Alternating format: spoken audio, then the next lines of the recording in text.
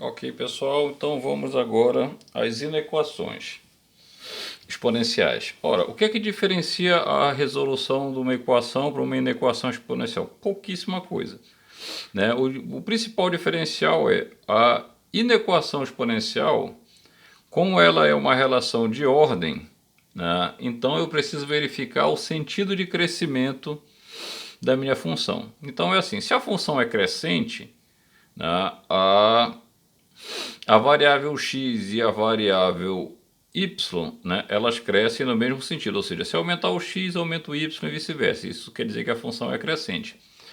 Quando ela é decrescente, acontece o contrário. Conforme o x aumenta, o y diminui, né? É isso que caracteriza o gráfico da função decrescente. Dê uma olhada lá no gráfico que nós vimos na primeira aula, né, que vocês vão perceber esse comportamento. Então, o que nós vamos fazer aqui? Eu só tenho que aferir no final se a função é crescente ou decrescente, para ver se eu mantenho ou se eu inverto, né, a ordem estabelecida, né? Então, vamos resolver que fica mais simples de entender. Bem, aqui o que é que eu tenho? 27 é 3 elevado ao cubo, né? Então, eu vou escrever 3 elevado ao cubo elevado a x mais 2. Isso tem que ser maior. O 9 é 3 elevado ao quadrado. Então, 3 elevado ao quadrado elevado a x mais 5. Tá ok? 27, 3 ao cubo. 9 é 3 elevado ao quadrado. Aplicando direto a propriedade, nós vamos ter que isso aqui é 3 elevado a 3x mais 6. O 3 multiplica por x e por 2. Que tem que ser maior do que 3 elevado a 2x mais 10. 2 vezes x, 2 vezes 5 dá 10. Tá? Bem, é nesse ponto que é a diferenciação, porque aqui eu preciso fazer uma análise, né? Eu vou analisar se eu tenho, né, se eu estou comparando uma função crescente ou decrescente. Aqui eu tenho uma função exponencial que ela é crescente. Como é que eu sei que ela é crescente? Porque a minha base é 3 e 3 é maior do que 1.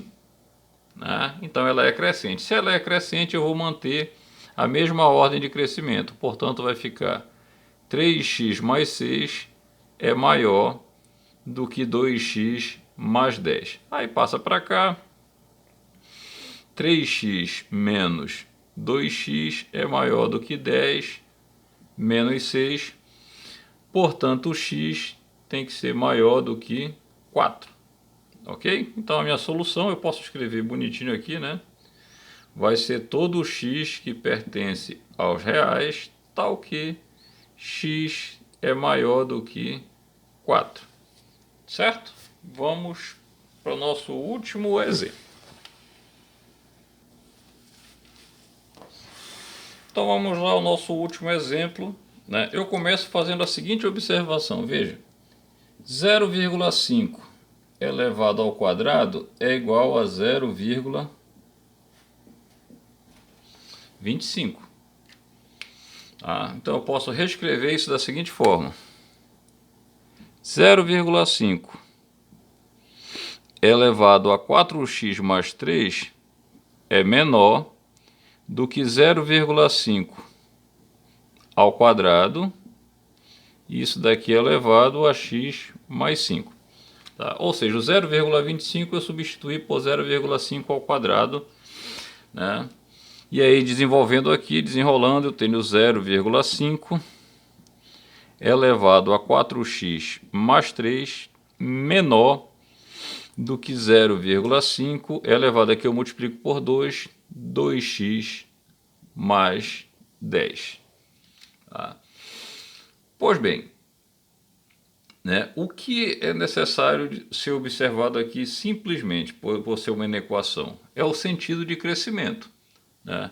Então observe que aqui, né, de cada lado, o que é que eu tenho? Né? Eu tenho a lei de formação de uma função exponencial decrescente.